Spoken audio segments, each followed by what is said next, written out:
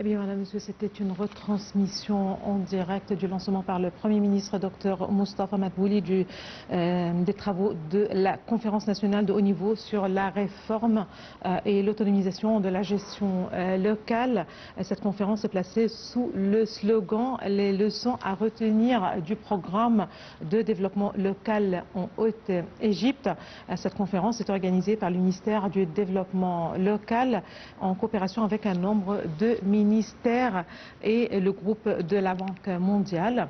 Plus de 300 ministres ou responsables et experts égyptiens et étrangers ont pris part à cette conférence.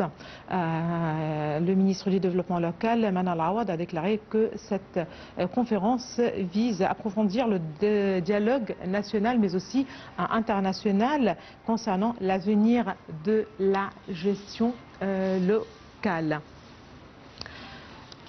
Il faut bien rappeler qu'il s'agit d'un programme qui a été lancé il y a 10 ans, plus précisément en 2016. Mais selon le Premier ministre, on a commencé vraiment, ou plutôt plus sérieusement, à mettre en place ce programme à partir de l'an 2020. À présent, nous avons le plaisir d'avoir avec nous en ligne, en direct, Dr Imam Khalil, qui est un professeur d'économie, pour parler de ce programme.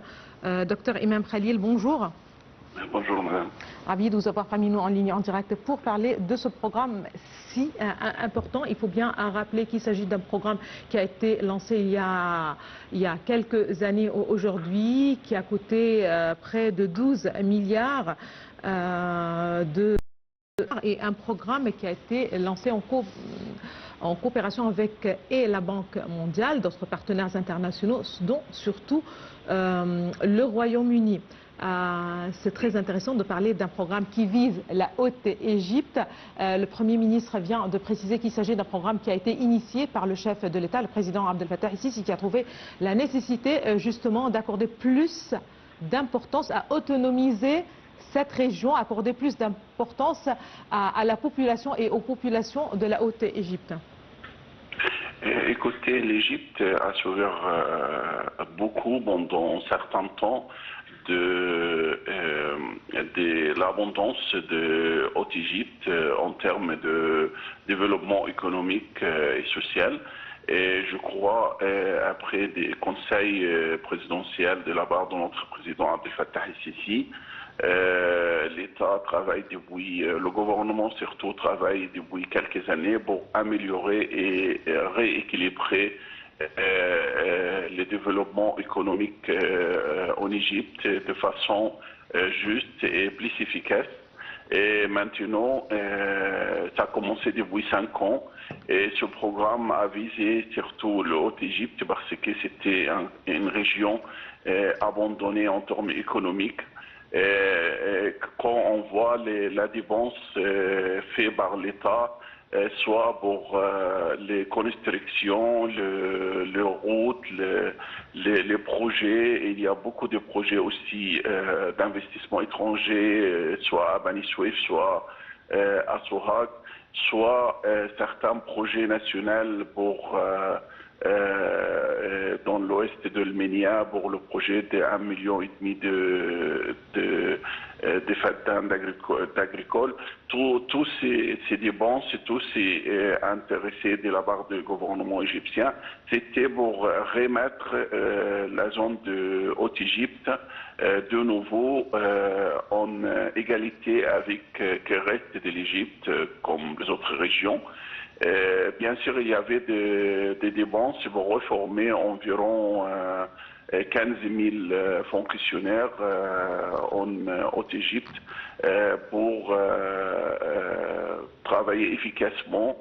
Il y a beaucoup de projets de numérisation pour faciliter le travail avec le gouvernement local. Et tout ça, à la fin, ça vient en harmonie avec le programme de réforme économique et la vision de l'Égypte 2030. Très bien. Des mots clés ont été répétés à plusieurs reprises, que ce soit par le chef du gouvernement, Moustapha Madbouli, le ministre des Finances, Ahmed Koujak, ou la ministre de la Coopération internationale, Rania El Mochat. Il s'agit de centralisation, développement des communautés locales, lancer l'infrastructure ou améliorer l'infrastructure dans ces régions et l'autonomisation de cette région les gouvernera de la Haute-Égypte, ce qui permettra certainement, ce qui conduira, si vous le voulez bien, à l'autonomisation non seulement des services, mais de toute la région. Quand on parle de décentralisation, quand on parle à quel point le développement des micro-entreprises aussi pourrait justement en profiter de ce développement, de tout ce processus, mais aussi son impact sur l'économie locale, l'économie plutôt du pays en général. Écoutez, la centralisation, surtout du gouvernement local en Égypte, était un sujet important.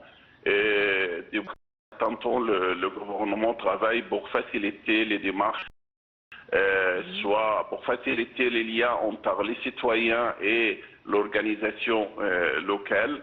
Et maintenant, il y a beaucoup d'améliorations en termes de services, soit dans le domaine de, par exemple, le domaine de finances, en ce qui concerne tout les procès avec les banques, il y a plus de facilités maintenant, il y a plus d'avantages pour avoir un compte bancaire pour chaque citoyen en Égypte. Il y a le service de numérisation pour tous les fonctionnaires, pour les plupart des entreprises. Beaucoup d'initiatives fait par le ministère de Développement afin de vraiment faciliter et lutter contre la bureaucratie et la méthode de travail qui était avant dans notre management gouvernement. Et maintenant, je crois, avec tous les efforts faits sur les lignes de grande vitesse qui vont le nord d'Égypte vers le Haute-Égypte jusqu'au Aswan et Abu Simbel, et la deuxième ligne qui va lier le Qena avec le côté de la mer Rouge et le taux d'investissement en Haute-Égypte. Je crois qu'on peut avoir un modèle d'équilibre et de gestion locale assez efficace. Très bien. Les interlocuteurs ont aussi insisté sur cette harmonisation complète et totale entre les parties et qui ont contribué à ce programme, que ce soit les différents ministères, toutes les parties, que ce soit le ministère, la Banque mondiale, l'Union, le Royaume-Uni ou les autres parties concernées, mais aussi l'impact de certaines initiatives dans le programme Takaful wa Karama ou Dignité, justement, sur à quel point c'est aussi cette coopération par les responsables égyptiens. Les côtés sur le programme de gouvernement est assez important.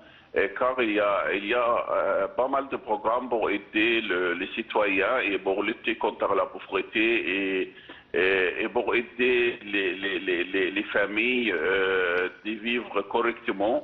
Je crois que l'État égyptien elle dépense beaucoup d'argent pour plusieurs programmes comme Takaful et Moadda et des autres programmes aussi. Il y a aussi le rôle de certaines organisations civiles qui essayent de faire le même rôle en parallèle du gouvernement. Et maintenant, le fait de décentralisation,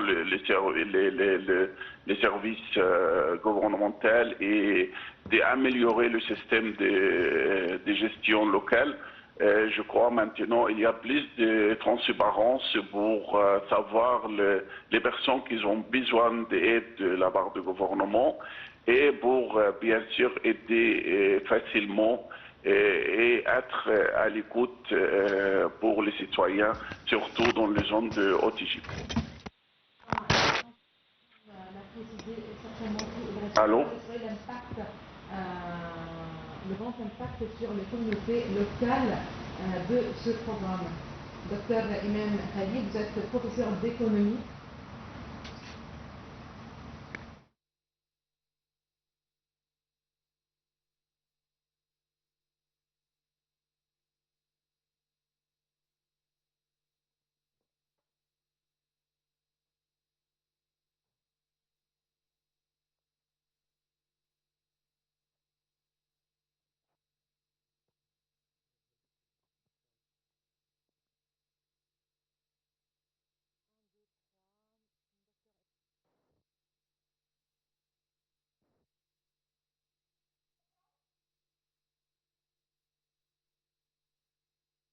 Eh bien, docteur Imam Khalid, vous êtes professeur d'économie. Merci beaucoup pour toutes ces précisions. Madame, monsieur, une petite pause dans quelques petites minutes. C'est Bonjour l'Égypte. À tout de suite.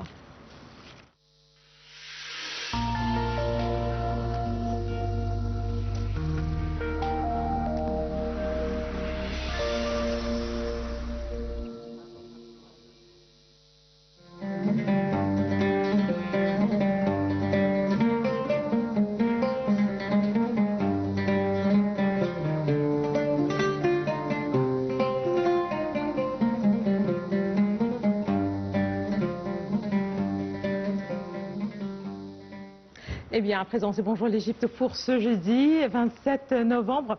Une édition que nous allons commencer avec ces rapports entre l'Égypte et l'Algérie, puisque le Premier ministre Mostafa Madbouli et le Premier ministre algérien Seifi Garib ont assisté hier à la signature de plusieurs mémorandums d'entente et de documents dans plusieurs domaines destinés à renforcer certainement la coopération bilatérale entre les deux pays. Cela est intervenu à l'issue de leur coprésidence au Caire de la 9e session du Haut Comité mixte égypto-algérien. Dans une conférence de presse tenue à l'issue de cet événement, Mostafa Madbouli a fait savoir que ces mémorandums confirmaient la volonté des deux pays à consolider leurs relations sur tous les plans. Voici les détails.